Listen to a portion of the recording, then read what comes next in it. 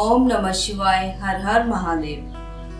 दोस्तों, talk about Lord Krishna परिवार की ओर से समस्त दर्शकों को रक्षाबंधन की हार्दिक शुभकामनाएं।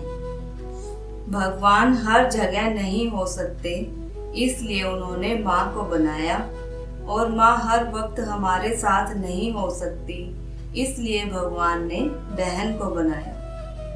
पौराणिक कथाओं के अनुसार लक्ष्मी जी ने पहली बार राजा बलि को अपना भाई मानकर राखी बांधी थी, और इसके बदले में बलि से भगवान विष्णु को मांगा था। तभी से ये रक्षाबंधन का त्योहार मनाया जाता है।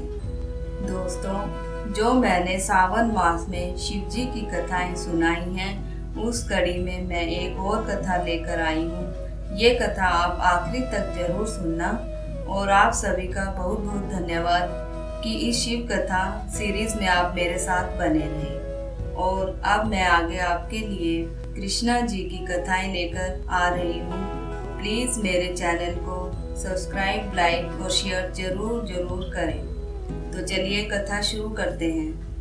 भक्त के लिए महाकाल ने भस्म कर दिया काल को। महाकाल शिव की महिमा अपरंपार है।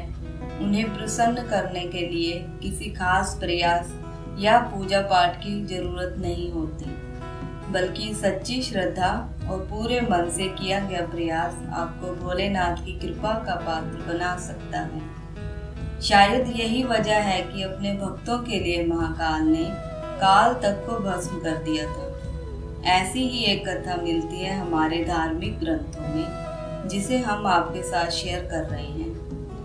मान्यता है कि भक्तों का चरित्र पढ़ने और सुनने से भोलेनाथ की असीम कृपा और पुण्य की प्राप्ति होती है। तो आइए जानते हैं भक्त के प्रति महाकाल की अगाध आस्था कि जिस कहानी का हम जिक्र कर रहे हैं वह स्वयं भगवान कार्तिकेय ने संतों को सुनाई थी। इसके अनुसार राजा श्वेतकेतु, जो कि भोलेनाथ के परम भक्त थे, उन्होंने काल को भी जीत लिया था।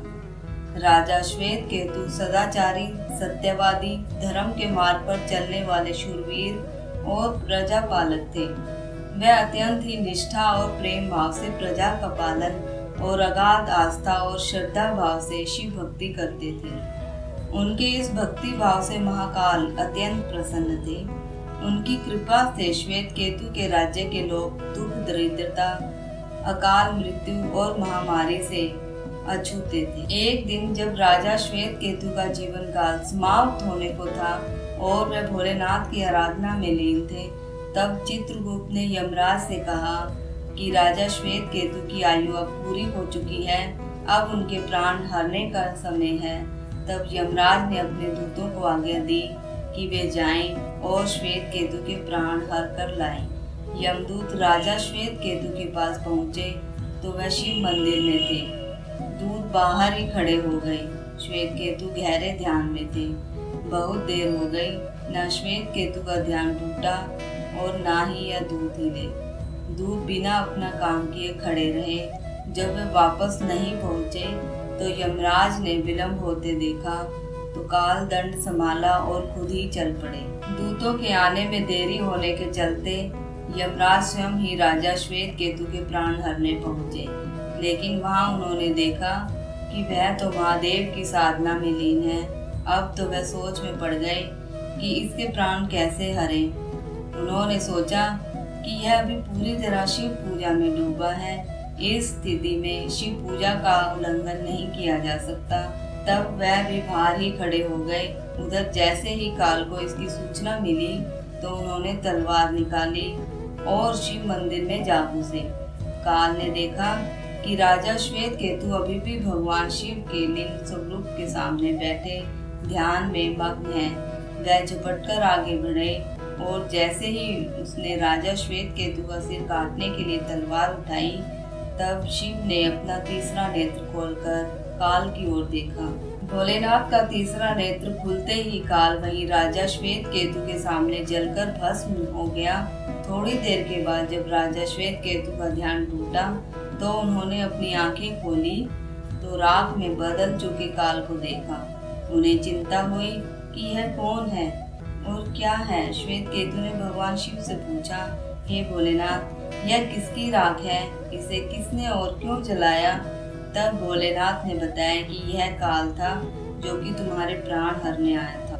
राजा श्वेतकेतु ने कहा कि हे महाकाल, यह तो आपकी ही आज्ञा से तीनों लोक में विचरता है, लोक को नियंत्रण में रखता है, इसी के भय से तो लोग पुण्य कार्य करते हैं।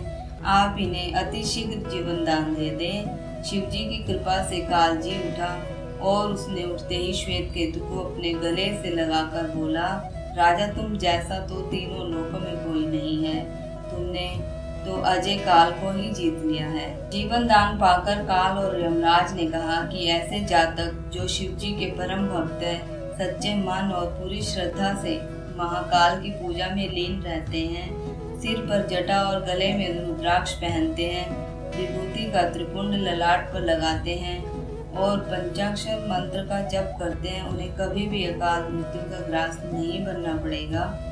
कथा के अनुसार इस आशीर्वाद के बाद श्वेतकेतु ने लंबे समय तक राज किया और फिर महाकाल की कृपा पाकर उनमें ही विलीन हो गए। तो दोस्तों, आपको यह कथा कैसी लगी प्लीज कमेंट बॉक्स में लिखकर अवश्य बताएं। तो चलिए मेरे साथ मन लगाकर ध्यान से जयकारा लगाएं। ओम नमः शिवाय, हर हर महादेव, हरे कृष्णा, राधे राधे।